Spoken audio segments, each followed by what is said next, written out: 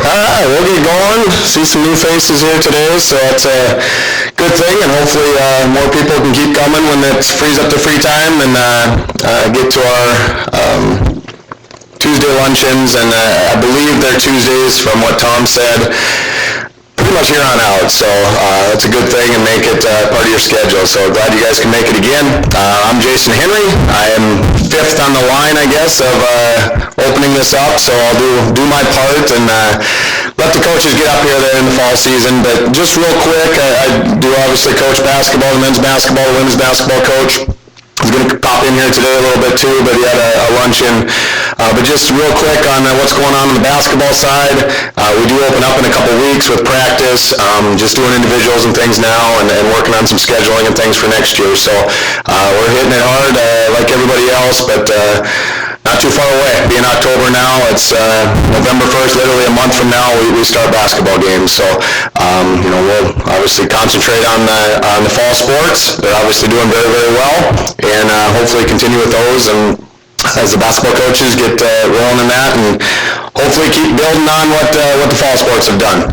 Volleyball is at Colorado Christian. Tiffany is not here today to talk about their games this past weekend, and she's probably pretty disappointed on that with obviously having the BH game and winning up there, being down 2-1, coming back and winning in 5, and it's a great match. We had a chance to get up there. Was a little bit late because I was listening to the football game, but got up there, and I thought the football guys, which I'm sure Stacy will talk a little bit about, had it put away a couple times, I thought, and I was ready to jump in the car, and next thing you know, I was still sitting by the radio listening. So there's a great win for the volleyball team. Today they're down in Colorado, and this weekend they go to Joplin, Missouri, so they got about a 12, 13-hour trip. Cross country was down in Colorado as well this past weekend, and now they're over in Brookings. Jerry will be up to talk about that today in Brookings this weekend. Golf, the women are in Kearney right now playing. I think the men are off this week, but I've had a couple meets already, and hopefully get one of those two guys in here. They're both doing other jobs and helping us out here and doing a great job with the golf teams, but they don't get over here like we'd like them to, but hopefully we can sneak them in here 1 or 2 times this fall as well. Football, like I said, obviously had a great weekend as well, great start to the season, and can talk to you a little bit more about that. Have a great opportunity with the bye week, and they're still, next time you'll hear Stacy talk next week, they'll still be 4-1, so it's that's part of having a bye week, I guess. But yeah, I'll let Joe get going with soccer. They had an international tour this past week, and he'll talk about their trip to Canada and their 14, 15-hour drive they have to Idaho this week, and I'm sure he's real excited about that as well. But they're plugging away, and look forward to seeing them back in town. Shoot, I think they play 6 or 7 games in a row or coming up here at home, so a chance to get out and watch the soccer team coming up as well. So, Joe Berger.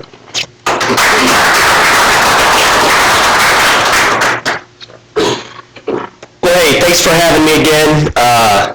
It was quite an event and quite of a thing. It's not every day that you get to go play. I'm trying to figure out the right ways to phrase this because we played the #1 team in Division II, but it's not really the #1 team in the country because we went to Simon Fraser, and they're in Burnaby, Canada. And it was such a neat event for the guys to go see a 30,000 student university on the side of a mountain in Vancouver. Google Maps and Coach Schweitzer only managed to get us lost twice, so that was good. So I think it was good. It was quite an event. To be fair, Simon Fraser is a different class than what we've seen so far this year. If I had to compare them to any of my past experience, it would be more like the Boston College team that we saw when I was at another institution. They're good, they're fast, athletic, had a big target, were able to isolate people on the outside. We had a great first half, we were down 1-0. Tim Tribbett made 4 fabulous saves to keep us in the game in the first half. He was tremendous and really coming a long way, and he's got a bright future. And then we had 3 dangerous chances on free kicks. It could have been 1-1. halftime, we had one saved off the line. So we're close. The guys are fighting. You know, to have an experience to go play number 1 in the country is awesome. To get a chance to go to Canada was awesome. And to give the guys a real educational experience in another country and kind of go. Simon Fraser's such a neat university. You actually are on a mountain, and we played on the side of a mountain. And we got to see the whole campus because of Google Maps, trying to find the field. But it's spectacular. It's a top 200 university in the world.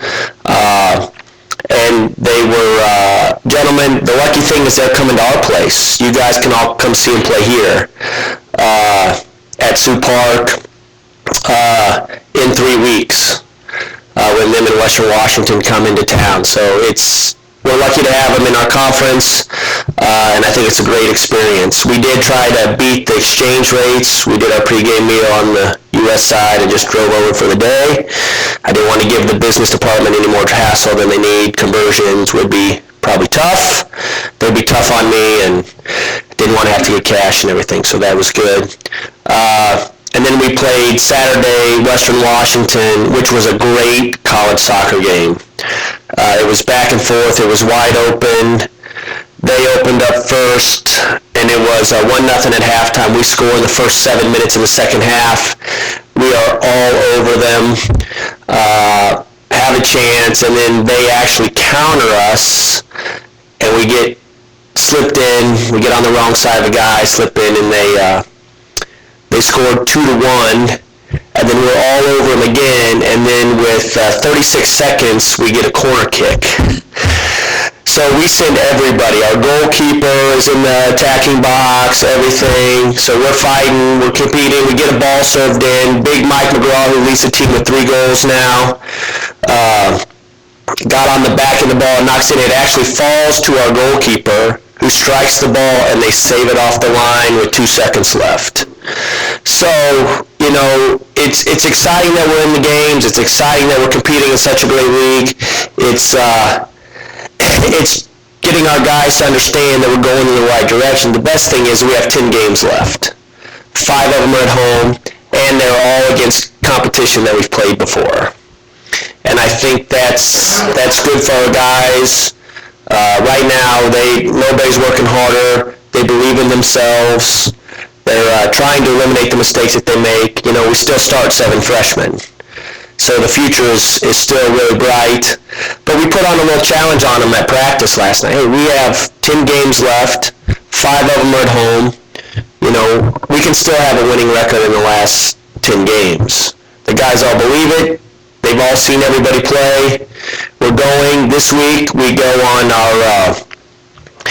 on the Monster Bus Tour, like they said. We leave Wednesday after class. We head to Billings. We play Billings at 1:30. And then after Billings, we drive about halfway to Nampa, Idaho. So we stop in Idaho Falls after the game.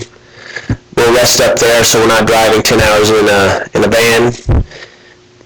And then we'll drive Friday the rest of the way into Nampa, probably tour around Boise a little bit.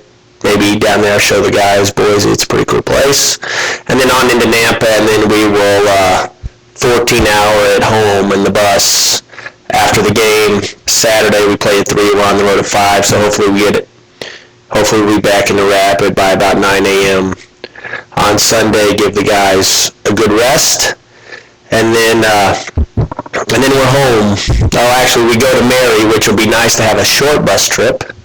We only play them on Saturday, so we'll leave Friday and then come back Sunday. But we're definitely moving in the right direction.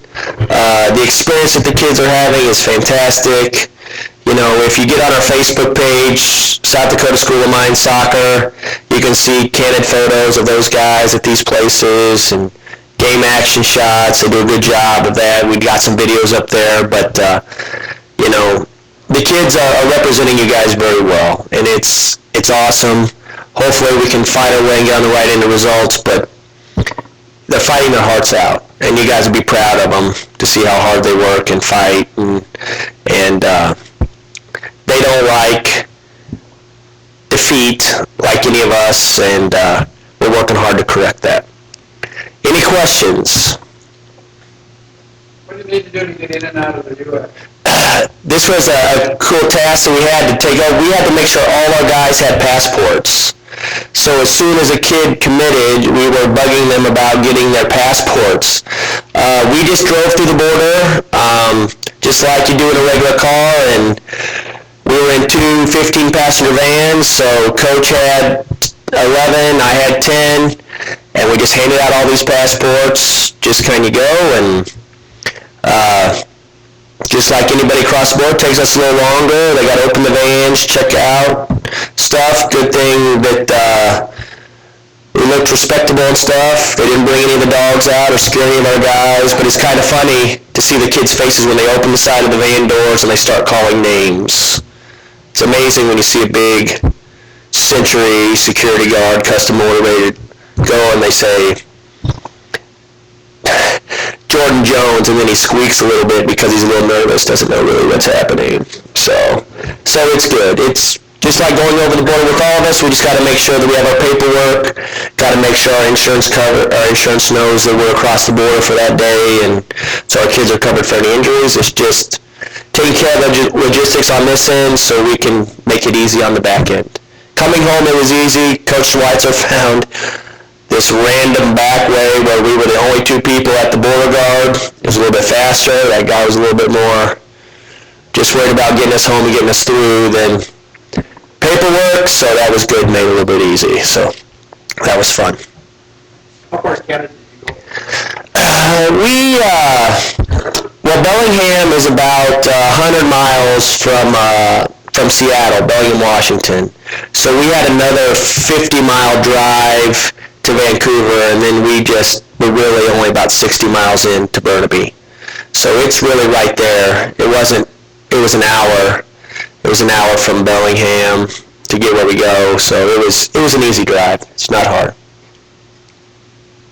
Yes? Can you remind us how many seniors you have? I have two seniors, and one of them's a local kid, Medic, and one of them's a kid that was on the club team, Garrett Frederick, and they are great kids, great locker room guys. With that being said, we have 0 juniors. Everybody else is freshman and sophomore. So I guess the one thing is we get them seasoned by experience. We're not training, but sometimes I wish we had a little bit more leadership on the team. We're so pleasant, nobody really holds each other accountable on the field like we like. They say it's okay and this, but if we can keep building that leadership, I think some of the guys are starting to grab the team by the scruff of the neck and are ready to compete like they know they can compete. So I think that's an exciting time. We just finished our 14 schedule. It's an awesome schedule.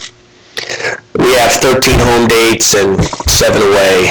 So we're just traveling for our conference games. So we're excited to do that. So we'll be at home a lot. Some good teams coming in, outside of conference and stuff. So we're excited about that. Because it's important for the kids to be in school. And I think we have some kids right now that, because we've been gone and we're missing 4 Thursdays and Fridays, that they're doing that. So we try to take that into account so we can make sure their school experience is what they want to be as well. So I think we're pretty lucky that way for next year that we don't travel till October 1st. So we're here all of August and September when the new players are getting acclimated to school. We're not throwing them on a bus right away and stuff. So I think that will add to their school experience. So we're pretty lucky that worked out for us this year. Any other questions? Thank you, guys. With that, I'd like to bring up Coach Schafer with the cross-country team.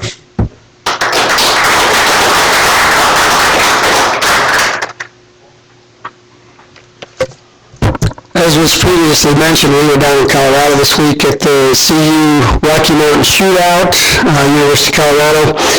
Some pretty good teams there. University of Colorado's men are ranked 3rd in Division I. Their women are ranked 15th, so they were pretty fast and pretty formidable, and they had a lot of red shirts that were also running that were challenging their top people, so that was quite interesting. On the Division II college side, Western State was there, and their men are ranked number 2 nationally, and the women, I believe, are ranked in the top 5. And then Colorado Maine's men, they sent a JV over who ran second to Western State's varsity men as well. So they're also pretty formidable out of the Rocky Mountain Athletic Conference in Division II. So we saw some great competition. We did not perform the way that I thought we could. We finished 7th out of 7 with the women and 6th out of 7 on the men's team. Having said that, with a young team, it's always a struggle to get them to put aside some of the, let's say, some of the things they can't control, like the weather or the course conditions. And with all the flooding down there, it was pretty damp conditions to start with, and then when we went to the course on Friday to go over it and do a workout, it was raining. So it made things even more sloppy. The kids were worried about the slop, and on race day it was only limited to a few small areas, but they let that kind of get to them a little bit, and that's one of those things that on the bus ride home, I had a chat one-on-one with each of the men, and we just talked about some of those things, those mental aspects that we need to work on, and so I think that was profitable on the way home. This week we are again against some formidable competition. University of Minnesota's women will be at South Dakota State's meet, and I believe they're ranked in the top 20 Division I. SDSU and USD and NDSU and UMD and Northern Iowa will also be the Division I schools there. Division II, we'll see Minnesota Mankato, who's ranked, I believe, in the top 25 in Division II, as well as Wayne State College in Nebraska, and then some NAIA schools. So again, we'll have some formidable competition this week. We run on Friday, early evening, so we'll go down on Friday, compete, and then come back in the wee hours of Saturday morning, and then give the kids a little bit of a break on the weekend.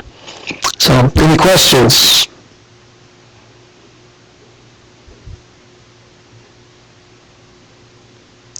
Well, cross country is a hard one for people to ask questions, so thank you. Stacy Collins for football after that great win.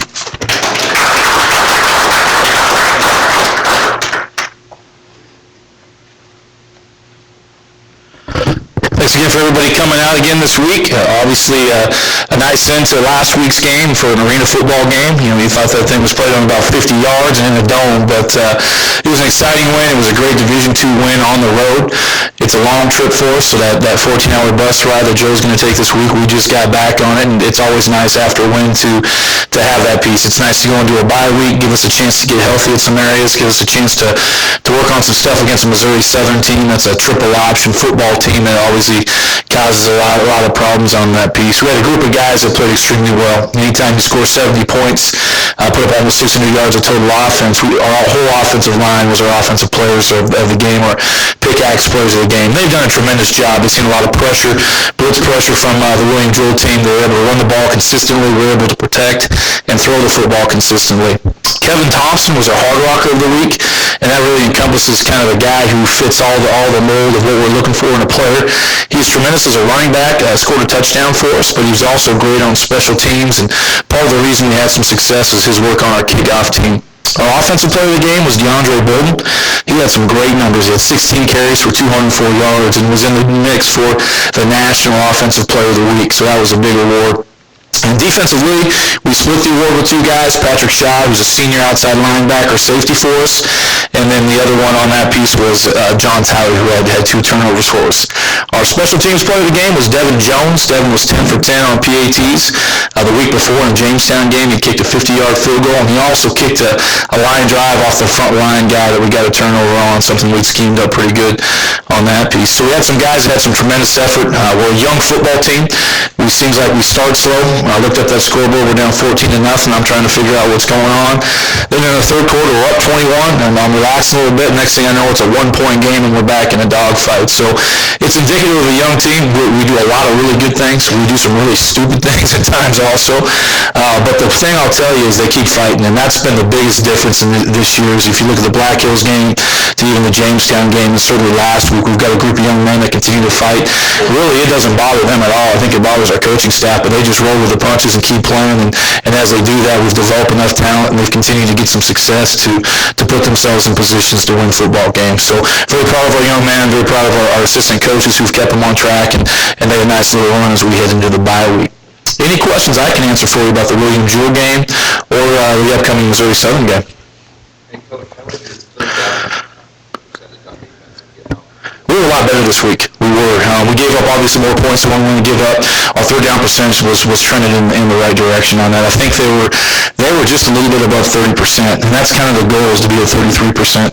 Before that, going in the game, it was about 50% for the season, and that's too much. You can't continue to give people chances. Now, that being said, we gave up too many big plays in certain situations. The thing that we're doing well defensively, and I know we're 5th in the nation going into that game, is we're creating turnovers, and we had 5 or 6, so I haven't checked the stats of where we're at. You're able to make a lot of mistakes and give up some yardage if you can get turnovers. So to be able to get, I think 6 is what we had during the game, that's a huge change. And so that's been the big piece of what we're doing defensively is, Trey Better had 2 more picks on Saturday. We had a couple other things going on. So that was a big piece of what we're doing. Yeah. A lot of concerns, and we're trying to figure it out. We started slow really every game. You look at the Black Hills game, we throw a pick early in the game. The Jamestown game, we don't play early. I took him in, we work on it. We warm him up and I put him in the locker room. Say, hey, we're going to go back out, and then we'll practice for an hour and a half, and I put him back in the locker room and come back. So I got to figure out why, and our staff's got to figure out why we're starting slow. And we're trying to put a thumb on that right now, but, it's not fun being down 14-0 in a couple weeks in a row. So we'll continue to address that, continue to figure out what we have to do, whether it's a pregame routine, whatever that piece is, to make sure that we come out and play faster.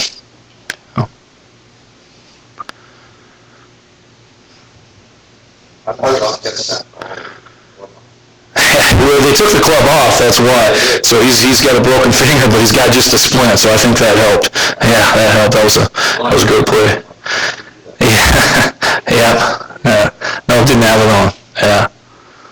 Marshall at 100%?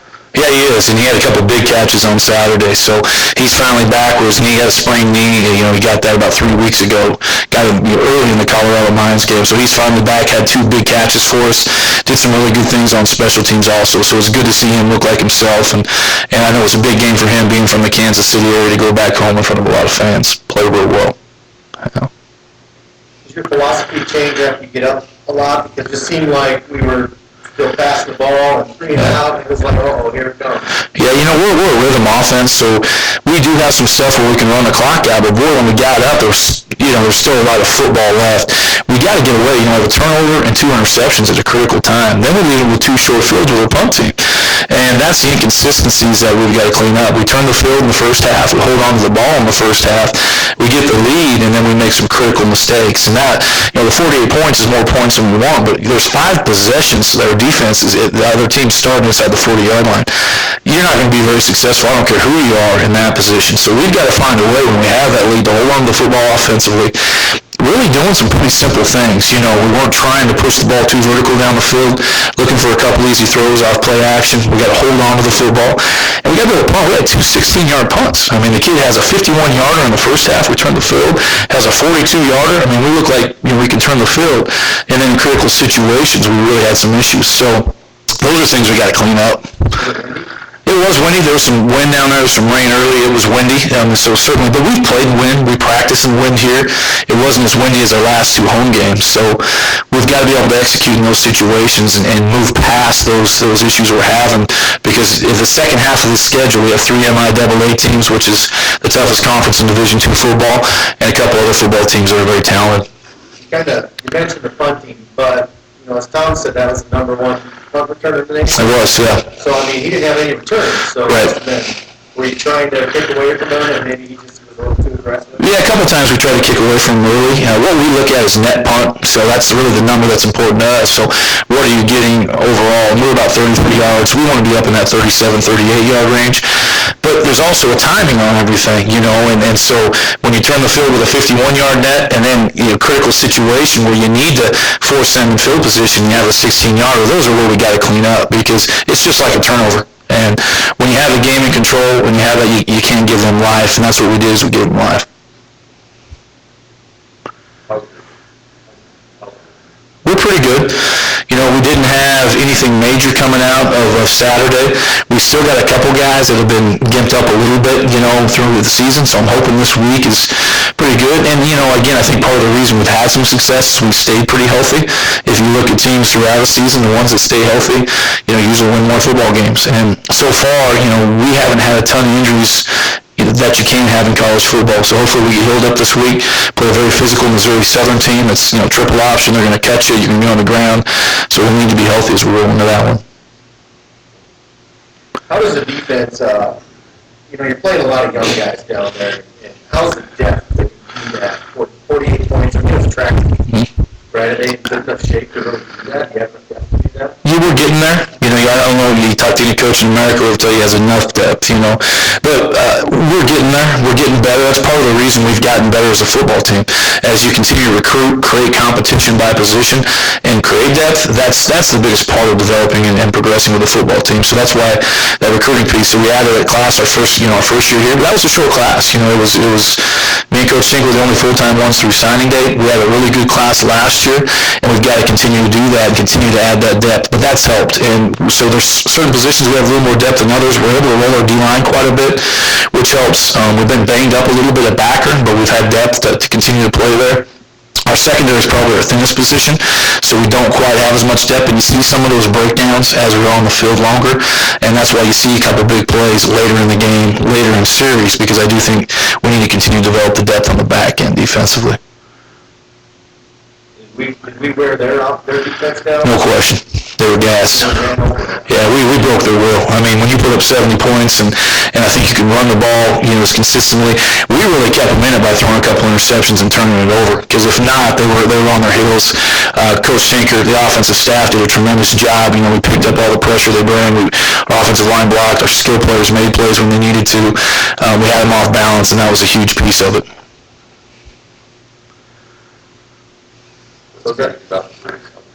Well, they're physical. They're in a grown man's conference, and they're fast. You got to look at them. A year ago, they had they have a third-round NFL defensive tackle. The fifth guy taken in the pick. It's a different level of Division II college football. When you watch that conference week in and week out, it's a good conference. And then it's the SEC of D2 football. Every week there's somebody. So there's a lot of speed. They're physical on both sides of the ball. They're fast. And they do some things unique that are different. So it'll be a great challenge. It'll be a great challenge at home. It'll be great for all fans to see what MIAA Division II football is. But it's also a great challenge for our kids because it's a good football team coming in here.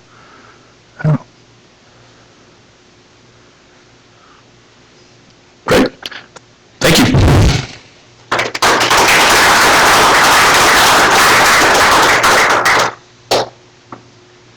All right. Well, I guess I can wrap it up real quick. Thanks again for coming out.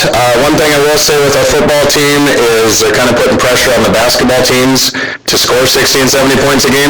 So hopefully they continue to do it, but hopefully we get there a couple times this year as well. So once again, we'll see you next Tuesday at noon and talk about some of the games. I believe, somebody correct me, but volleyball plays next Tuesday as well. So hopefully you can head over to that game, and it is at home. So thanks again for coming, and we'll see you next Tuesday.